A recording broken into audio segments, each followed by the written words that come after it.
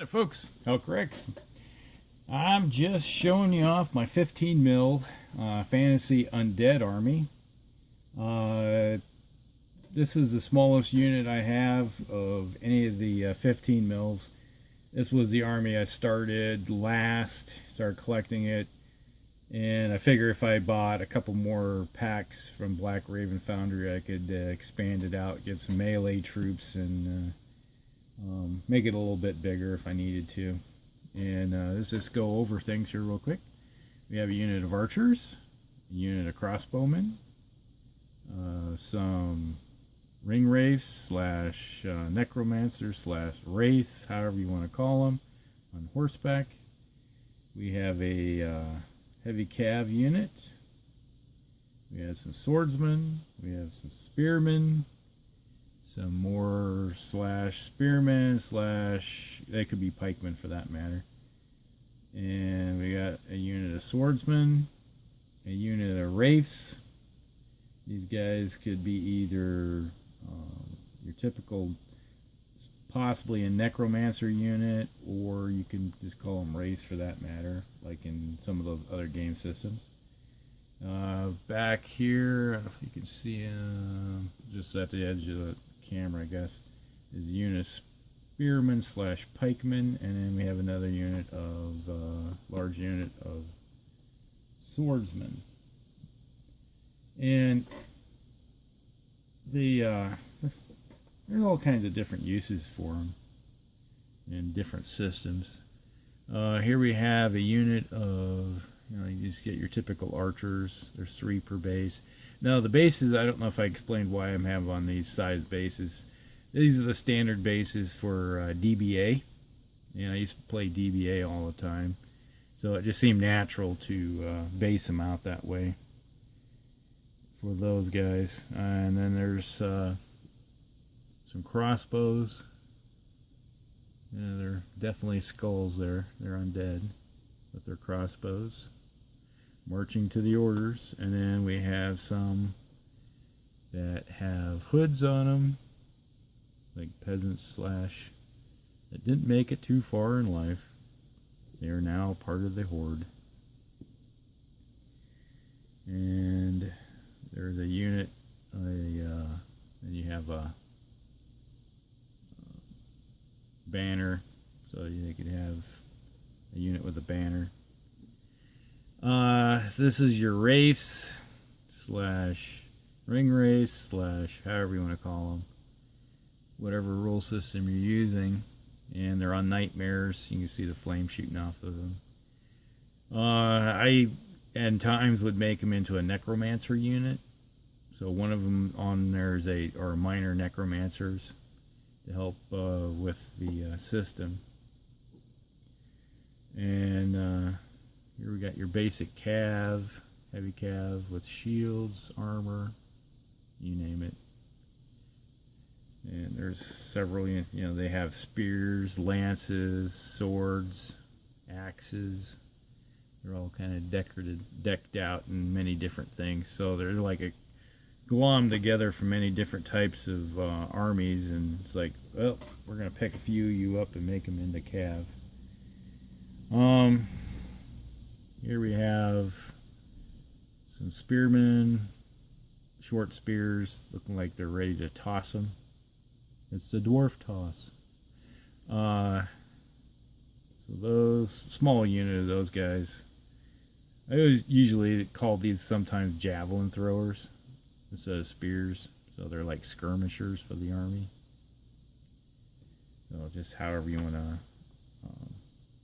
call them. And we have the snake unit, as I like to call it, because then the shield has a snake on it. And these guys are loaded up with just your basic leather armor and shield. In the system, that would be like armor 14 or 16. I can't remember which the system we usually played. Oh, crashed, burn. And a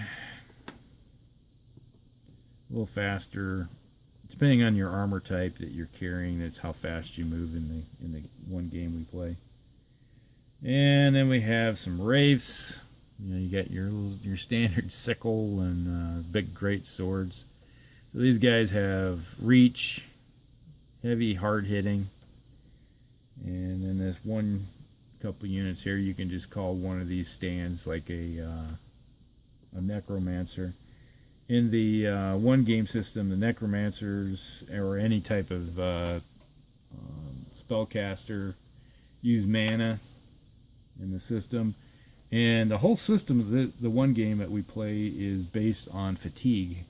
You know, you just can't be tossing stuff willy-nilly. You're going to slowly, as you cast stuff, depending on the type of spell it is, you're going to get tired quickly. And when you're fatigued, your efficiency starts to go down greatly. You know, these are like your standard heavy spear / pikeman right there. And here's the guys with the spears and pikes, big long buggers. They can get the job done, hold everything off, because in this set of rules, longer reach weapons will always hit first. But once you get into melee, there's a detriment to having a long weapon, so they basically will fight as long as they can. But if you get somebody with great swords or shield and spear, whatever shorter stuff, will get in there, and they will fight a little bit harder with each other. But as long as they hold the unit coherency, you're going to have the back units, since they have longer reach weapons, you're going to have 2 rank bonus, 3 rank bonus in melee, able to affect the front rank combat. Yeah, I'm trying to say funk. Get the funk out. This is your heavy infantry. You got your heavy spear, or heavy, you got your sword and heavy shield, full coverage shields. So they're going to have a little bit better armor, so like an armor 12 in the one system. And plate, if you're running around plate armor, it's typically like an armor 8. It's based on a D20 system, not a D6, it's D20. So